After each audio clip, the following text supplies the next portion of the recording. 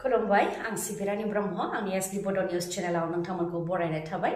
बे चेनेलनि गेजेरजों सानफ्रोमबो सानसेयारि गोनां खौरांफोरखौ फोसावनाय जायो नोंथाङा दासिमबो बे चेनेलखौ साबस्क्राइब खालामनानै लायाखैबा सानफ्रोमबो सानसेयारि खौरांखौ मोननो थाखाय साबस्क्राइब खालामनानै लानो हागोन लोगोसे बेल आइकनखौबो क्लिक खालामनो हागोन जाहाथे खौरां फोसावनाय लोगो लोगोनो नोंथांनाव गिबिसिन खौराङा सौहैयो थुदो बिदिब्ला दिनैनि खौरांखौ जागायजेननोसै फरायसालियाव जादों मानसि बुथारनाय जाथाय थाखो खथायाव फोरोंथाय होफुबाय थानाय समावनो फरायसालियाव मानसि बुथारनाय जाथाय जानो मोनदों दरंनि पुदुमपुखुरि हाइ स्कुलाव जानो मोनदों बे गिख्रंथाव जाथाया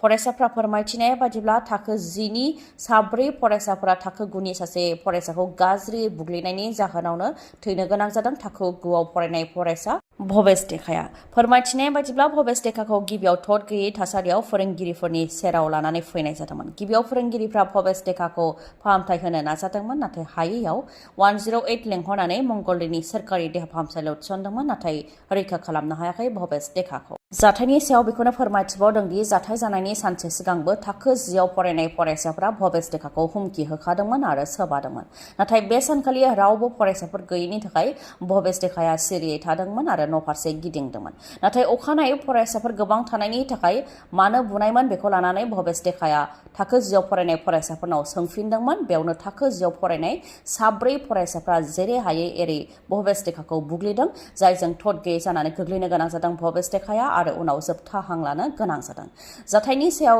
गोथौ दुखु मोननाय फोरमायथिदों नखरनिफ्रा मानोना भबेस देखाया नखरनि सासेल' फिसामोन होननानै फोरमायथिदों दायनिगिरिफोरनि सायाव जाहाथे गोख्रोङै राहा लायो बेनि थाखायबो दाबि दैखांदों भबेस देखानि नखरनिफ्रा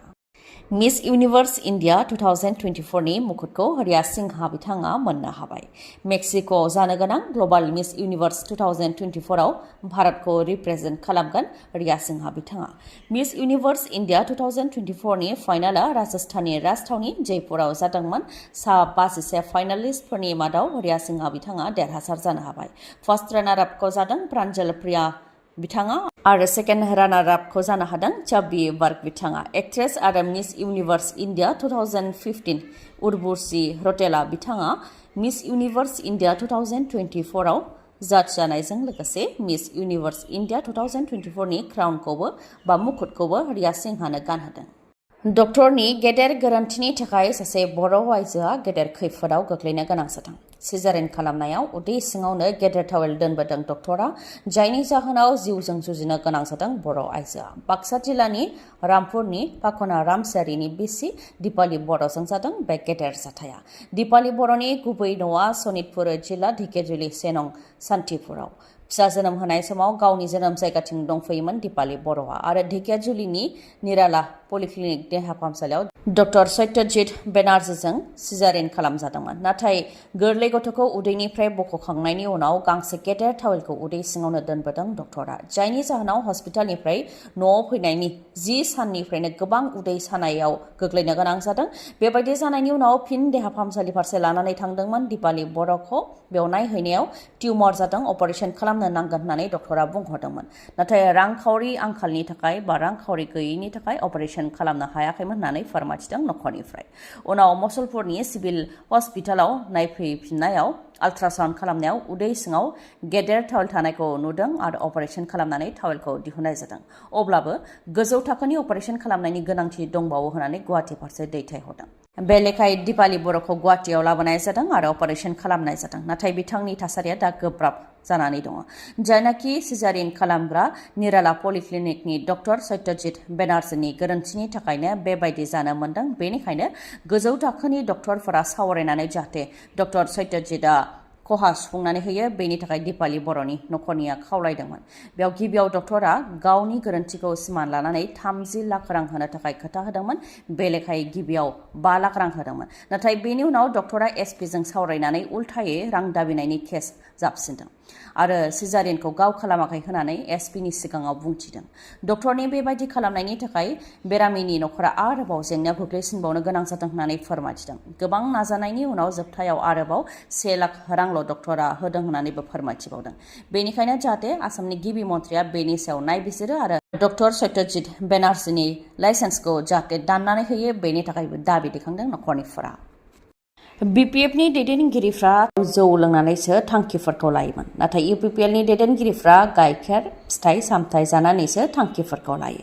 UPPL आरो BPF ज' जानो सावरायबाय थानायावनो बेयो EM रनजित बसुमतारीनि राव फोरमायथिनो गोनांथि गावनि बियाबनि सिङाव गाज्रिसिन लामाफोरखौ नायनायनि उनाव आखाइनि हाबा हिसाबै लामा फाहामनानै होनायनि खामानि मावदों EM बियार फेरेंगा बिथाङा थांनाय सानथामनिफ्रायनो आखाइनि हाबाखौ मावदों आरो फैगौ 12 साननि गेजेरावनो खामानिखौ फोजोबगोन होननानैबो फोरमायथिदों बिथाङा लोगोसे फोरमायथिबावदों दि गासैबो प्राइमारियावनो लामा फोसाबनायनि खामानिखौ मावगोन मोनसे प्राइमारियाव दोंब्रै लामाखौ फाहामनायनि खामानि मावगोन UPPL आरो BJP सोरखाराव 1200 किल'मिटार ब्लेक टपिं होबाय आरो 2,20,000 नखरनि हा हुनि जेंनाखौ सुस्रांबाय जेराव BPF निया 17 बोसोराव 15,000 नखरनि हा हुनि जेंनाखौल' सुस्रांदोंमोन होननानैबो बुंथिबावो BPF नि खामानि मावनाय आरो UPPL नि खामानि मावनायाव गोबां फारागथि दं होननानैबो बुंथिबावो EM बियार फेरेंगाया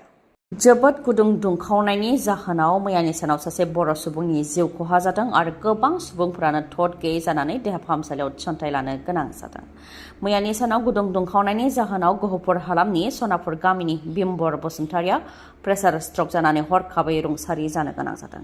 बेनि अनगायैबो मरानि सिंहरि जान साहा बागानावबो जोबोद गुदुं दुंखावनायनि जाहोनाव 25 मावथिफोरा थद गैयै जानानै हायाव गोग्लैनो गोनां जादों मैयानि सानाव 38 डिग्रीनिफ्राय लानानै 40 डिग्री सेल्सियाससिमहालागै दुंखावनाय जादोंमोन बे दुंखावनायनि समावनो साहा बागानाव खामानि मावफुबाय थानाय 25 मावथिफोरा थद गैयै जानानै हायाव गोग्लैदों उनाव बिथांमोनखौ फाहामथायनि थाखाय देहा फाहामसालियाव थिसननो गोनां जादों